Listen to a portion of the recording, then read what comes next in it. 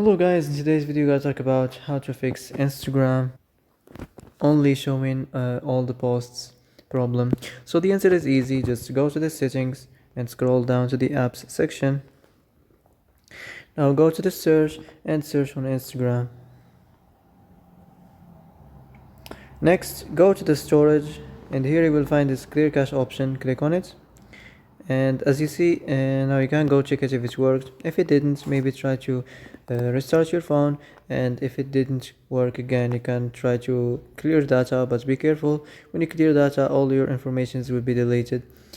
All your Instagram's data will be deleted. This includes all files, databases, etc. So be careful. So that's it for today's video. I hope this is the answer you've been looking for. If you like this video, don't forget to like and subscribe, and see you in the next video.